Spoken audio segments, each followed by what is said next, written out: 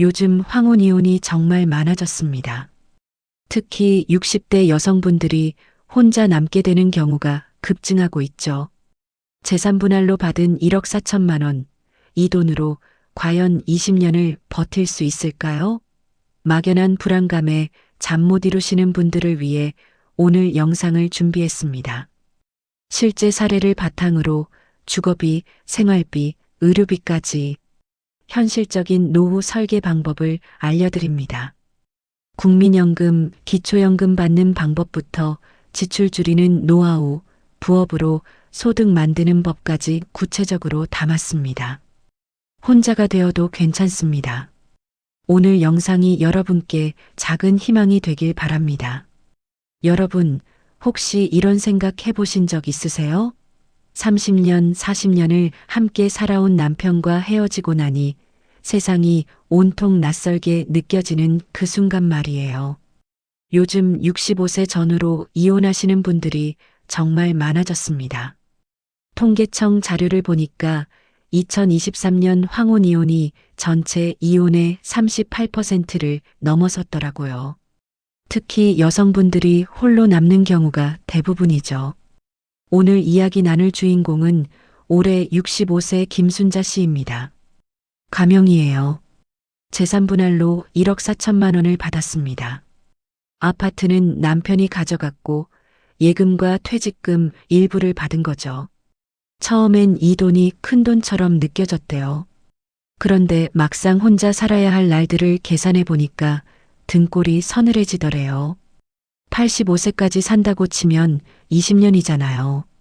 한 달에 쓸 수 있는 돈이 58만 원밖에 안 되는 거예요. 국민연금은 40만 원 조금 넘게 나오고요. 여러분 중에도 비슷한 상황이신 분들 계실 겁니다. 아니면 지금 이혼을 고민 중이신 분도 계실 거고요. 오늘 이 영상은 바로 여러분을 위한 겁니다. 1억 4천만 원으로 정말 20년을 버틸 수 있을까요? 답부터 말씀드리면 가능합니다. 하지만 아무 생각 없이 쓰면 5년도 못 갑니다. 제대로 된 계획이 필요해요. 오늘 영상 끝까지 보시면 주거비부터 생활비, 의료비, 여가비까지 현실적인 노후 설계 방법을 모두 알려드릴게요. 특히 영상 후반부에는 정부 지원금 최대로 받는 법, 그리고 혼자서도 소득 만드는 구체적인 방법까지 담았으니까 절대 중간에 나가지 마시고 끝까지 함께 해주세요. 이건 정말 여러분 인생이 달린 문제니까요. 시작하기 전에 한 말씀만 드릴게요. 이런 영상을 만드는 게 쉽지 않은데 여러분께서 구독 버튼 한번 눌러주시고 좋아요와 알림 설정까지 해주신다면 저한테는 정말 큰 힘이 됩니다. 더 좋은 정보로 보답하겠습니다. 진심으로 감사드려요. 자, 그럼 본격적으로 시작해 볼까요? 김순자 씨 이야기를 계속해 보겠습니다. 순자 씨는 이혼 후 가장 먼저 고민한 게 집 문제였대요. 아파트를 남편이 가져갔으니까 본인은 어디서 살아야 하나, 이게 제일 급한 문제였던 거죠. 주변 사람들은 다들 전세 얻으라고 했답니다. 1억 정도 전세 넣으면 괜찮은 곳에서 살 수 있다고요. 그런데 순자 씨는 곰곰이 생각해 봤대요. 전세를 1억에 얻으면 남는 돈이 4천만 원이에요. 이 돈으로 20년을 살아야 하는데 한 달에 16만 원밖에 못 쓰는 거죠. 국민연금 40만 원 합쳐봐야 56만 원입니다. 요즘 물가에 이걸로 어떻게 살아요? 게다가 전세는 2년마다 갱신해야 하잖아요. 집주인이 보증금 올려달라고 하면, 아니면 아예 나가달라고 하면, 그때마다 이사 다니려면 체력도 체력이지만 돈도 계속 들어가요. 그래서 순자 씨가 선택한 건 월세였습니다. 보증금 3천만 원에 월세 35만 원짜리 작은 빌라를 얻었어요. 서울 외곽 지역이고 방 하나에 주방 딸린 소형이지만 깨끗하고 관리비도 저렴한 곳이었죠. 이렇게 하니까 목돈 1억 1천만 원이 그대로 남았습니다. 월세 35만 원은 아깝지만 대신 목돈을 지킬 수 있게 된 거예요. 여기서 중요한 계산이 하나 나옵니다. 1억 1천만 원을 은행 정기예금에 넣으면 요즘 금리가 연 3.5% 정도 되잖아요. 세전으로 1년에 385만 원, 세후로 치면 한 달에 27만 원 정도 이자가 나와요. 이 돈으로 월세 35만 원을 내면 8만 원이 모자라는데 이건 국민연금에서 메우는 거죠. 결국 목돈은 그대로 유지하면서 집 문제를 해결한 겁니다. 전세 보증금 떼일 걱정도 없고요. 많은 분들이 월세는 돈 버리는 거라고 생각하시는데 꼭 그렇지만은 않습니다. 특히 우리 나이에는 목돈 지키는 게 더 중요해요. 언제 큰 병이 생길지 갑자기 목돈이 필요할지 모르니까요. 월세 35만 원 아까워서 전세에 1억 묶어두면 정작 급할 때 돈이 없어요. 여러분도 이 부분 꼭 기억하세요. 자, 이제 한 달 생활비를 계산해 봅시다. 순자 씨는 혼자 사니까 식비가 제일 먼저 나갑니다. 한 달에 얼마나 들까요? 처음엔 30만 원으로 잡았대요. 그런데 막상 살아보니까 25만 원이면 충분하더래요. 어떻게요? 순자 씨는 매일 시장 가는 대신 일주일에 2번만 갑니다. 그것도 저녁 시간대에 가요. 그러면 할인하는 게 많거든요. 채소는 못난이 농산물을 사고 고기는 할인 시간대에 사서 냉동해 둡니다. 생선도 마찬가지고요. 그리고 직접 반찬을 만들어요. 김치는 담그지 않고 사 먹는데 대신 다른 반찬은 한 번에 많이 만들어서 소분해서 냉동합니다. 멸치볶음, 콩자반, 장조림 이런 거요. 이렇게 하면 매일 요리할 필요 없고 가스비도 절약돼요. 과일은 제철 과일만 사고 간식은 거의 안 먹습니다. 커피는 집에서 인스턴트로 타 먹고요. 공과금은 어떨까요? 전기세, 가스비, 수도세, 관리비 합쳐서 한 달에 10만 원 정도 나옵니다. 여름에 에어컨 좀 틀면 12만 원 나오고 겨울에 난방비 좀 쓰면 15만 원 나오는 달도 있지만 평균 내면 10만 원 선이에요. 순자 씨는 전기 아끼려고 낮에는 불 안 켜고 자연광으로 지내고 TV도 보고 싶은 프로그램만 켜서 봅니다. 냉장고도 오래된 걸 쓰다가 에너지 효율 1등급짜리로 바꿨더니 전기세가 확 줄었대요. 통신비는 어떻게 할까요? 휴대폰 요금이 한 달에 5만 5천 원 나왔는데 알뜰폰으로 바꿨더니 2만 5천 원으로 줄었습니다. 인터넷은 집에 안 깔고 휴대폰 데이터로 해결해요. 요즘 무제한 요금제 싸잖아요. TV는 공중파만 봅니다. 넷플릭스나 그런 건 안 해요.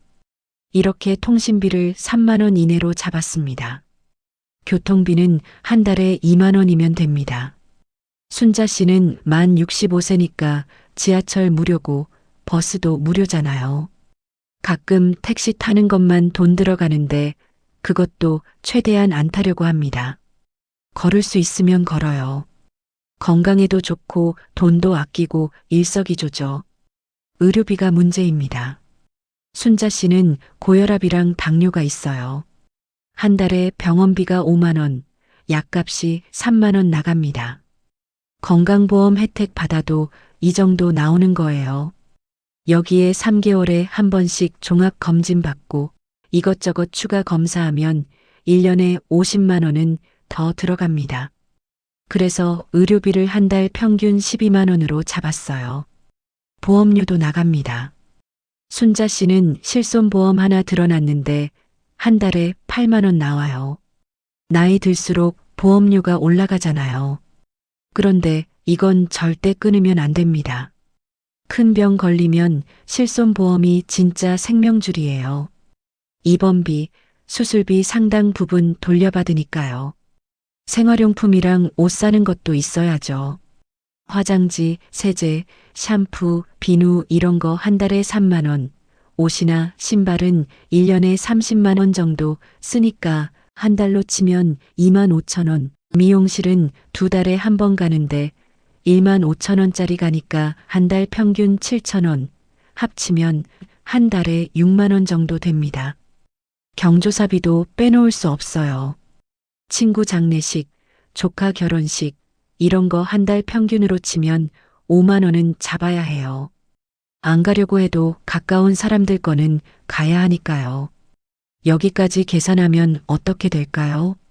월세 35만 원, 식비 25만 원, 공과금 10만 원, 통신비 3만 원, 교통비 2만 원, 의료비 12만 원, 보험료 8만 원, 생활용품 6만 원, 경조사비 5만 원. 이렇게 합치면 한 달에 106만 원이 필요합니다. 그런데 순자 씨 수입은 얼마죠? 국민연금 42만 원, 예금 이자 27만 원, 합쳐서 69만 원입니다. 한 달에 37만 원이 모자라는 거예요.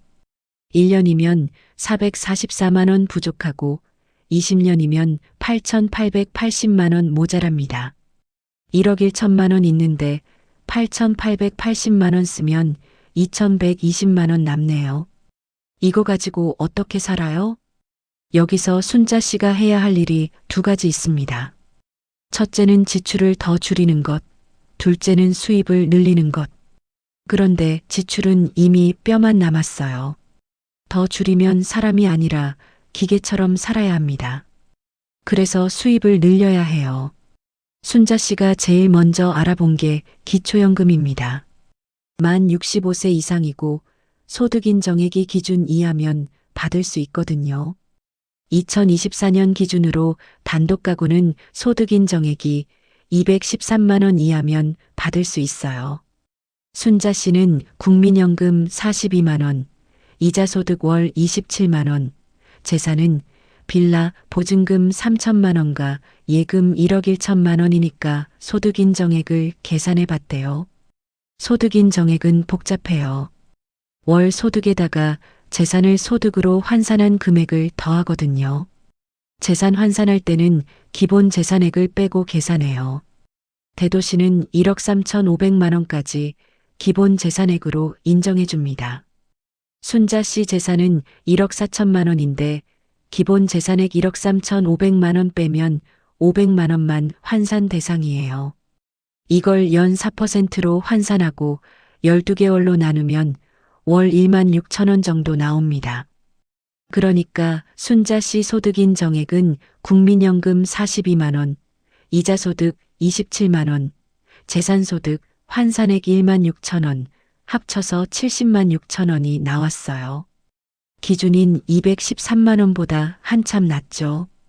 그래서 기초연금을 신청했더니 한 달에 32만 원이 나왔습니다. 국민연금 받는 사람은 기초연금이 좀 깎이거든요.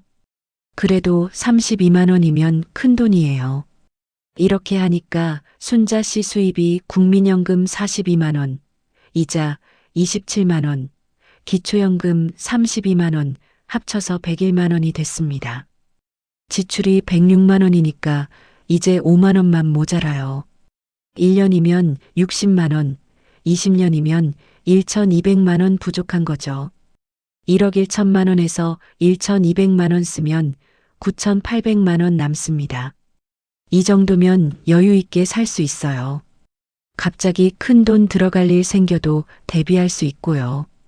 그런데 여기서 끝이 아닙니다. 순자 씨는 한 발 더 나갔어요.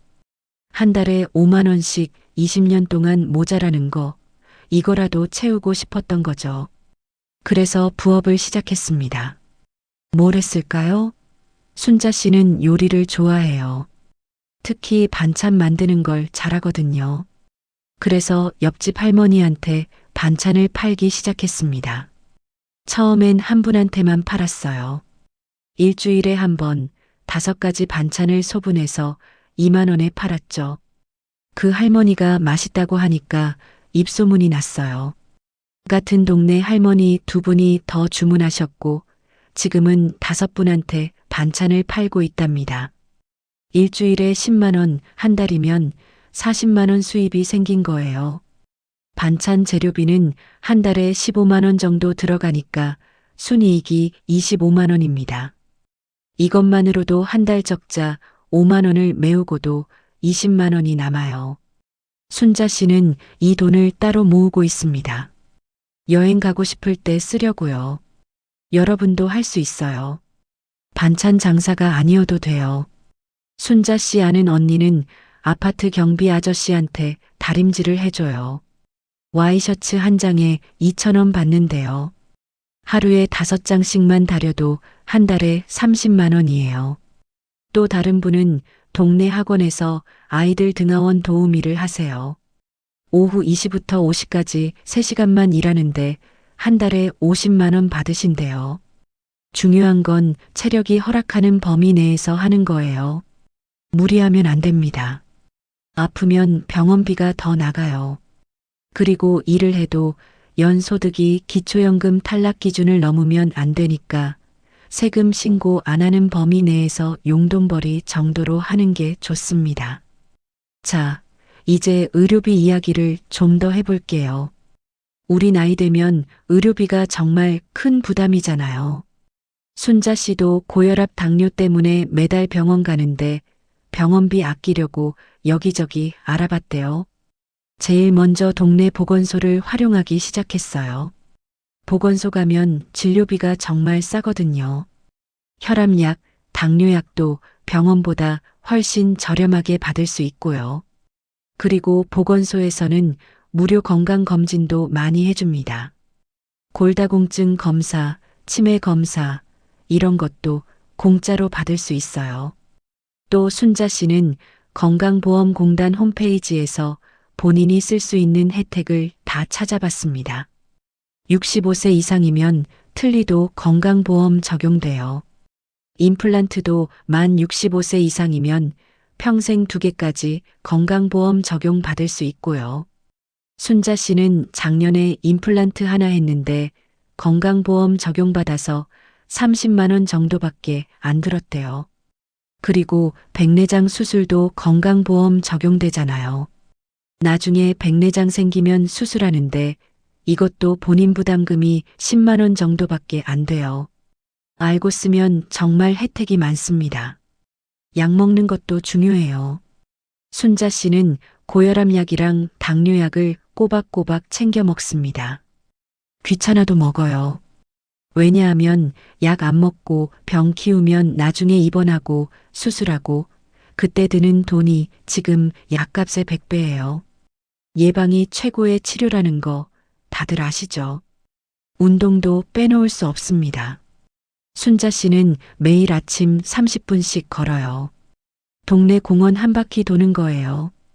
돈 한 푼 안 들고 건강 챙기는 거죠. 그리고 집에서 스트레칭이랑 맨손 체조도 해요.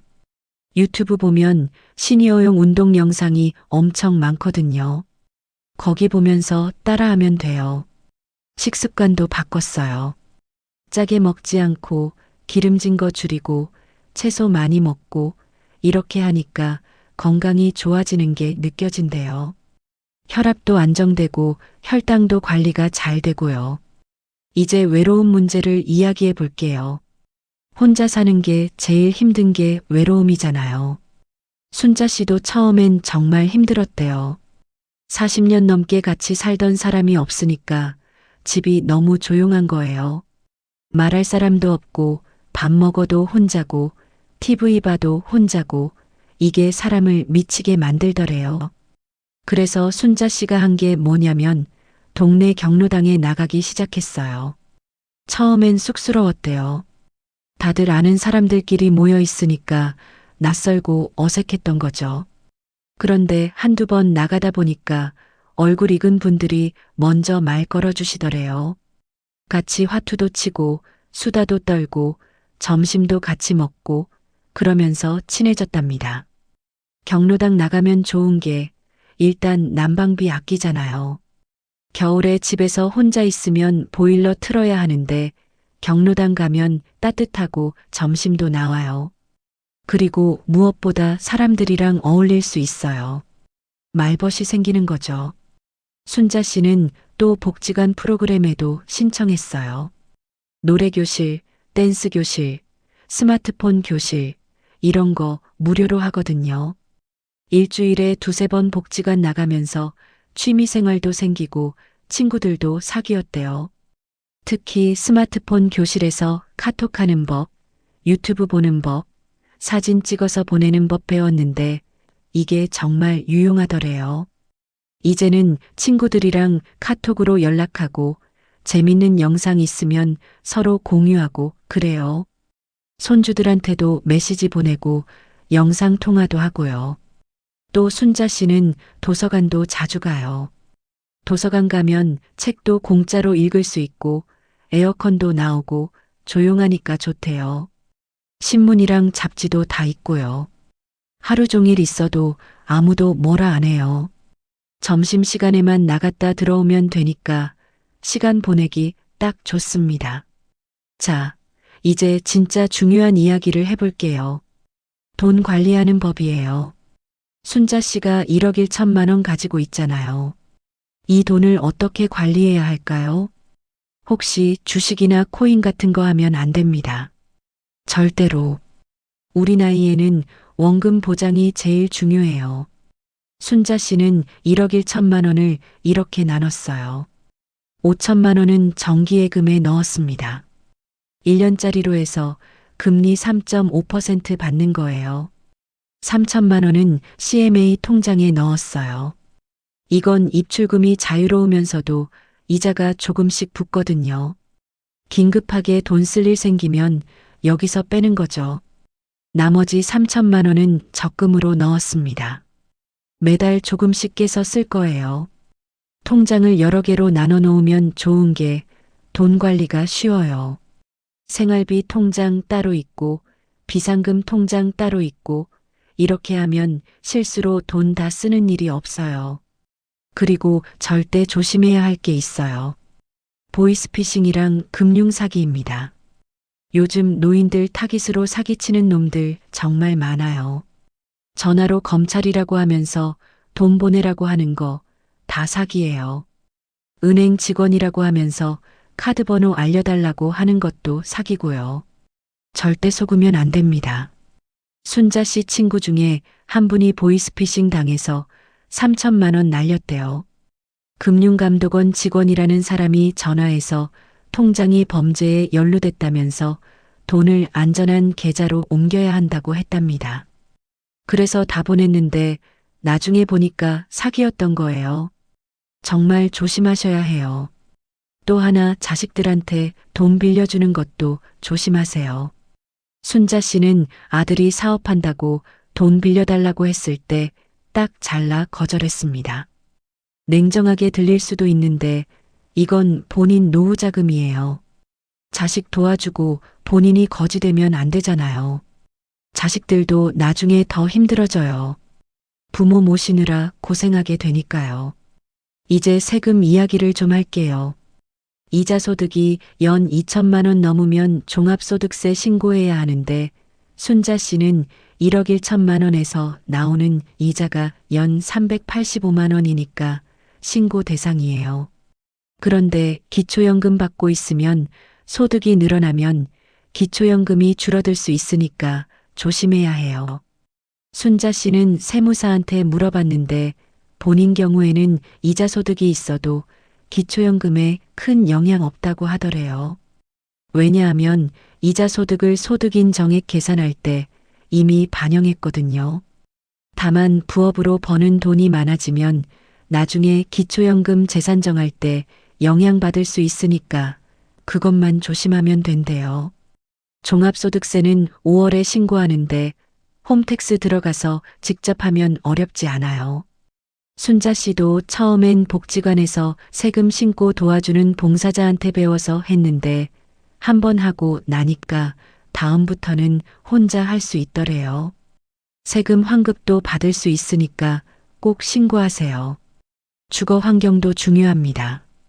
순자 씨가 사는 빌라는 낡긴 했지만 햇빛이 잘 들어요. 창문이 남향이거든요. 그래서 겨울에도 낮에는 보일러 안 틀고 지낼 수 있어요. 여름에도 바람이 잘 통해서 선풍기만으로 버틸 수 있고요. 집을 고를 때 이런 거 확인하셔야 해요. 단열이 잘 되는지, 습기가 차는지, 소음은 어떤지, 주변에 병원이나 마트가 가까운지, 나이 들면 차 없이 살아야 하니까 걸어서 10분 안에 생활 편의시설이 있는 곳이 좋아요. 순자 씨네 동네는 시장이 걸어서 5분 거리고 보건소도 10분 거리, 경로당도 바로 옆동에 있어요. 버스 정류장도 가까워서 어디 갈 일 있으면 버스 타면 되고요. 이런 입지가 나이 들어서는 정말 중요합니다. 이제 마음가짐 이야기를 해볼게요. 순자 씨가 이혼하고 제일 힘들었던 게 사람들 시선이었대요. 동네 사람들이 수군거리는 것 같고 친척들이 불쌍하게 보는 것 같고 그게 제일 싫었다고 해요. 그런데 순자 씨가 깨달은 게 있대요. 남들은 생각보다 나한테 관심 없다는 거. 다들 자기 인생 살기 바빠요. 순자 씨 이혼했다고 며칠 수군거리다가 말아요. 그러니까 내가 당당하게 살면 되는 거예요. 순자 씨는 이제 이혼한 거 부끄러워하지 않습니다. 오히려 용기 있는 선택이었다고 생각해요. 40년 참고 산 거 진짜 대단한 거잖아요. 이제 남은 인생은 본인을 위해 사는 거예요. 남편 눈치 안 보고 시댁 눈치 안 보고 내가 하고 싶은 대로 사는 거죠. 물론 쉽지 않아요. 혼자 사는 게 외롭고 가끔은 무섭기도 하고 아플 때 옆에 아무도 없는 게 슬프기도 해요. 그래도 순자 씨는 후회하지 않는데요. 지금이 더 행복하대요. 여러분도 마찬가지예요. 이혼했든 사별했든 혼자 사는 게 선택이든 어쩔 수 없는 일이든 중요한 건 지금부터예요. 과거는 바꿀 수 없지만 미래는 바꿀 수 있어요. 오늘 이 영상 보신 거 그게 변화의 시작이에요. 자, 오늘 순자 씨 이야기 어떠셨나요? 65세에 이혼하고 재산 분할로 받은 1억 4천만 원으로 20년을 설계하는 현실적인 방법을 말씀드렸습니다. 핵심만 다시 정리할게요. 첫째, 주거는 전세보다 월세를 고려해 보세요. 목돈 지키는 게 더 중요합니다.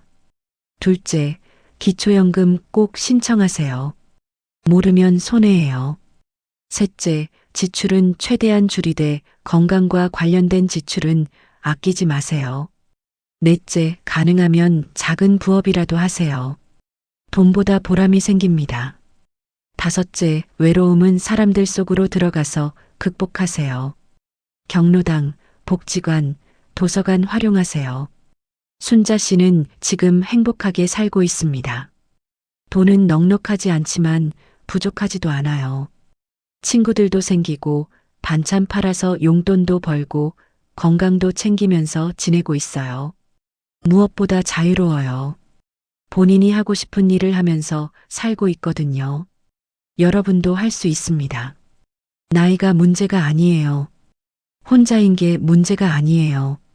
중요한 건 오늘 뭘 할 거냐예요. 오늘 당장 할 수 있는 거 하나만 해보세요. 기초연금 신청하러 주민센터 가는 것, 통장 정리하는 것, 경로당 한번 나가보는 것, 뭐든 좋아요.